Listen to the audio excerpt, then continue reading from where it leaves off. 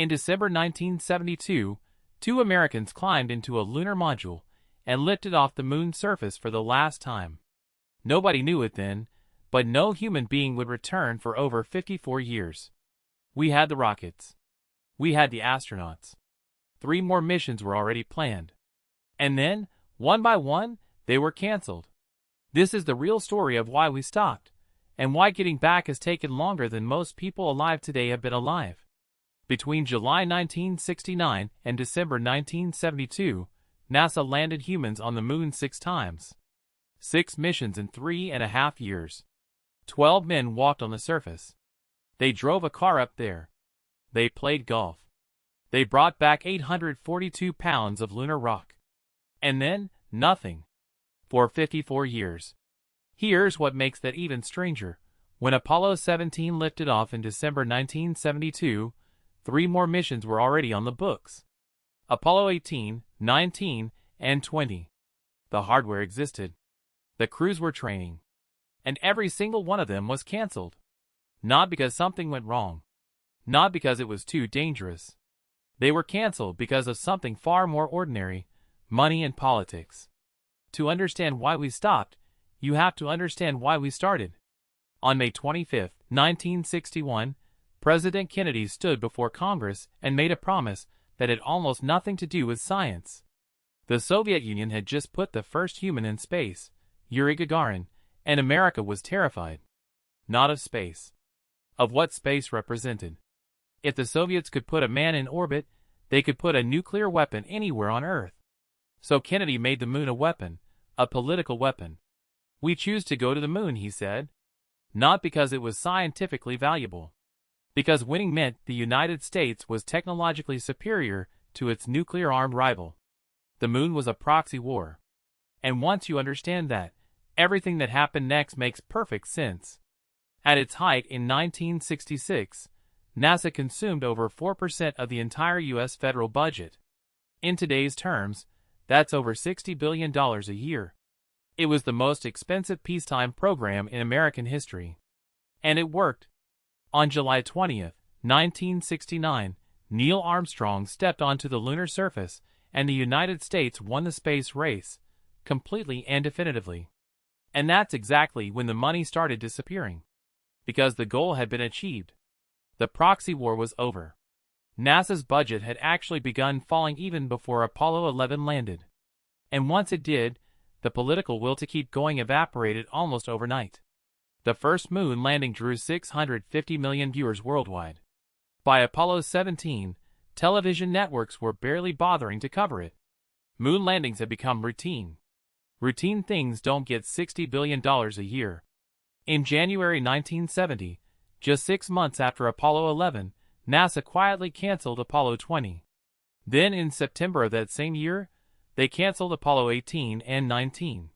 President Nixon and his budget advisors had forced a choice: cancel more moon missions, or get started on a replacement program, the Space Shuttle. NASA chose the Shuttle. The reasoning made sense at the time. A reusable spacecraft that could fly regularly would be more cost-effective than building a new rocket for every mission. But it came with a massive hidden cost. The shuttle operated entirely in low Earth orbit. For the next 30 years, NASA never left it. The moon went from 6 missions in 3 years to 0 missions for 3 decades, with no end in sight. Between 1972 and the early 2000s, the moon wasn't completely forgotten. It just kept getting deprioritized. President George H.W. Bush proposed a return in 1989. Canceled. President George W. Bush launched the Constellation program in 2004, with plans to return by 2020. Canceled by Obama in 2010. The pattern was brutally consistent. A new president proposes a moon program. The next president kills it. NASA spends years and billions building hardware that gets scrapped before it ever flies. This happened so many times it got a name inside NASA: the cycle of cancellation.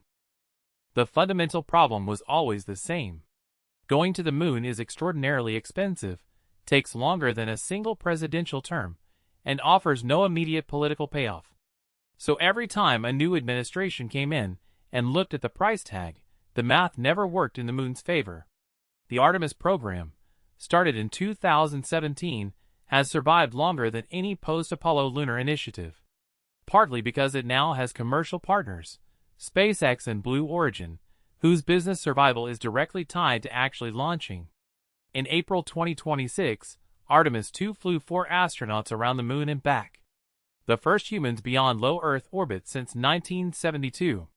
But they didn't land. The first actual lunar landing is now targeting 2028 under Artemis 4, because Artemis 3 was redesigned as an Earth orbit demonstration mission while the landers from SpaceX and Blue Origin complete development. The irony is striking. It took humanity 3 years to land on the moon the first time.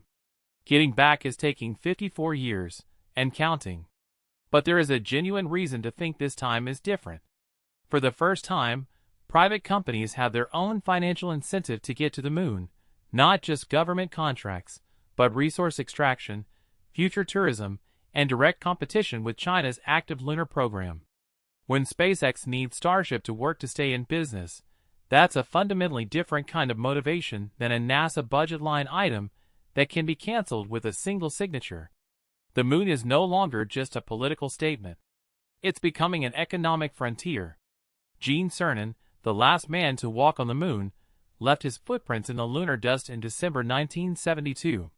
Because the moon has no wind, no weather, no atmosphere, those footprints are still there, perfectly preserved, waiting.